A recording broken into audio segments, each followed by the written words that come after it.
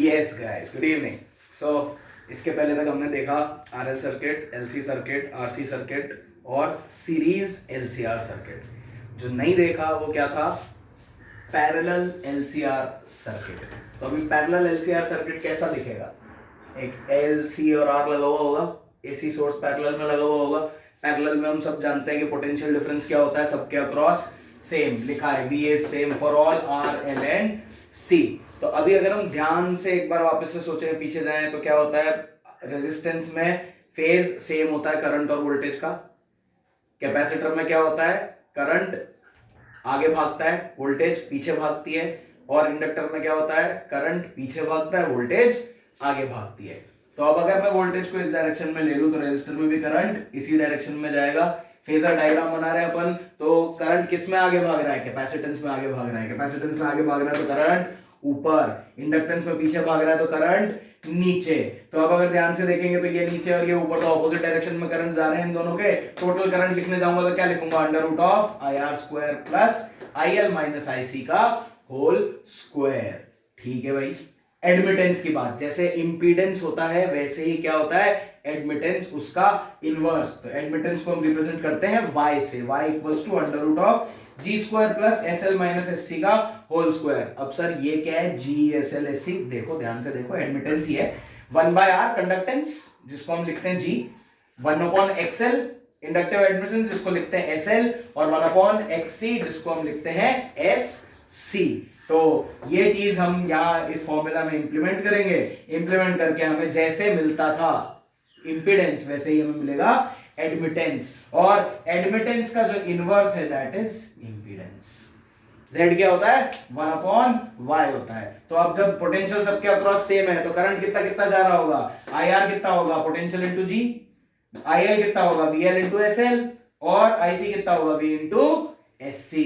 अगर आप इसका ग्राफ बनाओगे तो इसका ग्राफ कैसा बनेगा? G इस तरफ, SL माइनस SC किसी भी डायरेक्शन में हो सकता है, ऊपर या नीचे। एंगल बनेगा फाई, क्योंकि फाइनल y किधर आएगा? बीच में। वेक्टर्स की तरह जैसे ऐड हो रहा था वहां पे, यहां भी वैसे के वैसे ही ऐड होगा। अब इसको और बेहतर तरीके से समझने के लिए एक प्रॉब्लम है हमारे पास, उसको देख लेते हैं। एक सिंपल सा सर्किट बना हुआ है, पैरेलल सर्किट है, जिसमें 3 ओम्स का इंडक्टेंस है, 6 ओम का रेजिस्टेंस है और 6 ओम का कैपेसिटेंस है। बोल रहा है फाइंड इंपीडेंस। क्या बोल रहा है? Find impedance. ध्यान से देखना, मांगा क्या है? इंपीडेंस। निकलेगा किससे? एडमिटेंस से। तो यहां पे अगर मैं G की वैल्यू निकालूं तो G कितना हो जाएगा मेरा? 1/6। SC की वैल्यू निकालूं तो SC कितना हो जाएगा? 1/6। और SL की वैल्यू निकालूं तो SL कितना हो जाएगा? 1/3। तो अब जब मैं एडमिटेंस की बात कर रहा हूं तो मेरा y क्या हो गया? अंडर रूट ऑफ 1/36 G का स्क्वायर प्लस 1/3 माइनस 1/6 का होल स्क्वायर। तो 1/3 माइनस 1/6 कितना हो जाएगा? 1/6।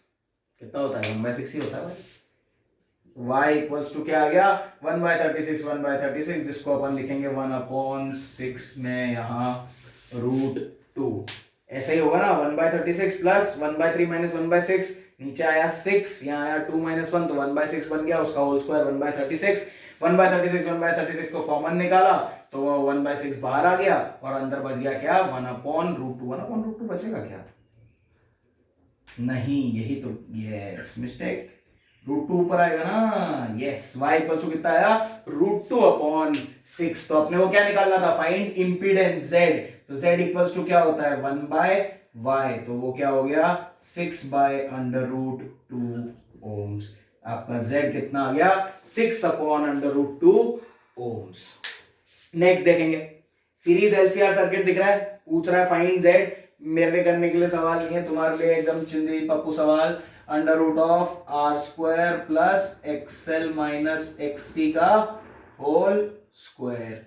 तो अब अगर इसको ही वापस लिख लेंगे तो आर कितना दे रखा है यहाँ पे? 4 का स्क्वायर प्लस 9 माइनस 6 का स्क्वायर दैट इज 3 का स्क्वायर। तो आंसर आ गया 5 ओम्स। नेक्स्ट अगर देखेंगे तो क्या दे रखा है? पैरेलल एलसी सर्किट है, एलसीआर नहीं है, एलसी सर्किट है। Inductor conductance, find net current and Z. ठीक है भाई, नेट करंट निकालना है। पोटेंशियल डिफरेंस कितना दे रखा है? V 300 वोल्ट है ना, तो 300 वोल्ट, तो करंट निकाल लो भाई। तो आई एल कितना आएगा? 300 अपॉन एक्सएल कितना दे रखा है 6 which is 5 ampere and IC कितना आएगा 300 अपॉन कितना दे रखा है 3 एम्पियर। ये हो जाएगा कितना करंट,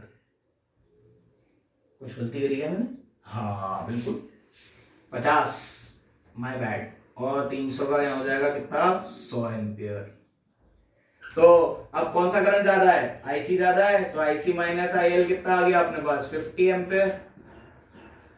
नेट करंट कितना आ गया 50 एम्पियर। अब अगर नेट करंट 50 एम्पियर है तो जेड क्या आया, Z is E not by net current I, so that is 300 by 50 which will give me 6।